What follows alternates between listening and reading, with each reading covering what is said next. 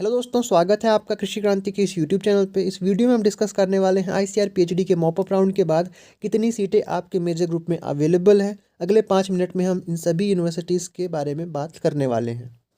दोस्तों, यहाँ पे हम बात करें मॉपअप राउंड के बाद आईसीआर पीएचडी में कितनी सीटें वेकेंट हैं। तो यहाँ पे जितने भी मेजर सब्जेक्ट ग्रुप्स हैं इनमें आपको वेकेंट सीट मिल जाएंगी। यहाँ पे हम देख लेते हैं university wise major subject group में कितनी सीटें वेकेंट हैं।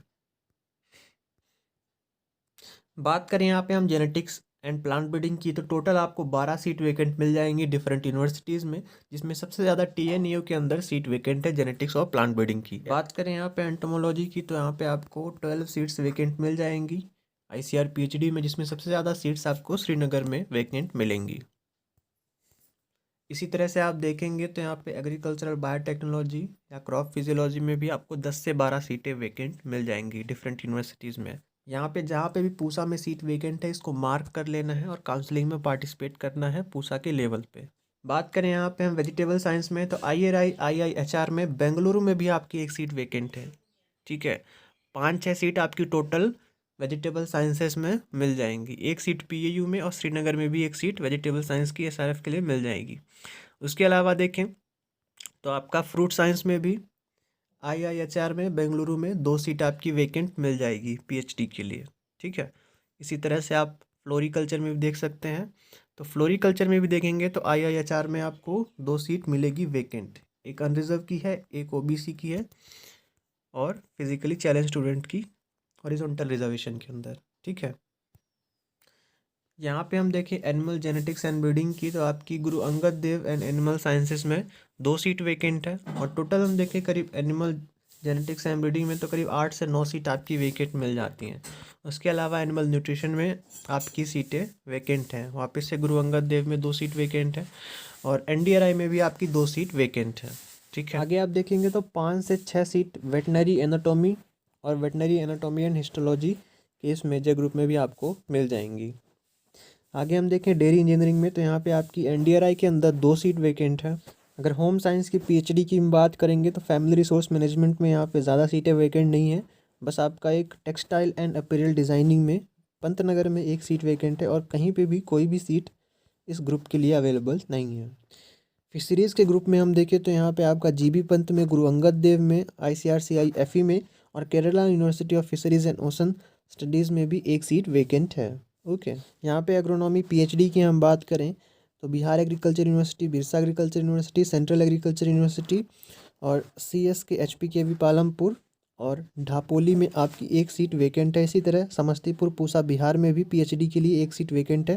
तो इसको आप मार्क करके अच्छे से रखेंगे, यहाँ पे काउंसलिंग होने वाली है। अगर आगे देखेंगे soil science and agri chemistry की, तो अयोध्या में एक सीट, BAU साबौर में एक सीट, कानपुर में एक सीट है। ठीक है, उसके अलावा राहुरी में आपकी एक सीट मिल जाएगी और नागालैंड में एक सीट, मेरठ में आपकी एक सीट मिल जाएगी सॉइल एंड एग्री केमिस्ट्री में। उसी तरह से आप TNU के लिए और शिवमोगा, उसके बाद रायचूर। आगे हम देखेंगे वाटर साइंस एंड टेक्नोलॉजी में IRI न्यू दिल्ली के अंदर एक सीट वेकेंट है ST कैटेगरी की। तो इसकी भी जब काउंसलिंग होगी तो इसमें आपको अच्छे से ध्यान देना है।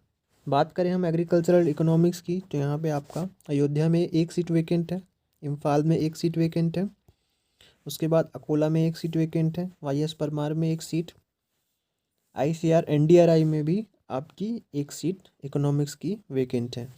उसके बाद देखें OUT में आपकी एक सीट वेकेंट है पीएचडी के लिए। ठीक है, फिर उसके बाद आपकी एक सीट वेकेंट है US रायचूर में। देन एक सीट आपकी वेकेंट है धारवाड़ में और एक सीट आपकी फिजिकली चैलेंज कैटेगरी की वेकेंट है, कहाँ पे, परभनी के अंदर। आगे हम बात करें एग्रीकल्चरल एक्सटेंशन की, तो यहाँ पे आपकी ज़्यादा सीट्स तो वेकेंट नहीं है, लेकिन कानपुर में एक सीट है।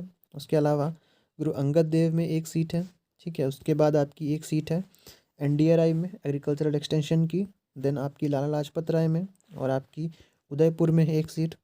देन उसके बाद हम और देख लेते हैं, जोबनेर में एक सीट है, TNU में एक सीट है, धारवाड़ में एक सीट है। तो आपकी जो टोटल नंबर ऑफ सीट्स हो जाएंगी अनरिजर्व कैटेगरी के लिए, सभी हम डिसिप्लिन्स को मिला लें पीएचडी की, तो 169 सीट्स आपकी वेकेंट जा रही हैं।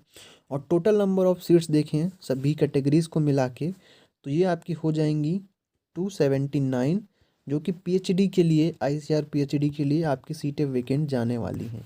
इसमें कुछ यूनिवर्सिटीज़ जो सेंट्रल यूनिवर्सिटीज़ हैं, इनकी कॉलेज लेवल काउंसलिंग में आप ज़रूर पार्टिसिपेट करें, जैसे कि आरपीसीएयू की काउंसलिंग होने वाली है, ठीक है। तो वहाँ से कुछ सीटें आप ले सकते हैं। आपको एक ही सीट की ज़रूरत है, तो ये सीट्स आपके लिए वैकेंट हैं, ठीक है।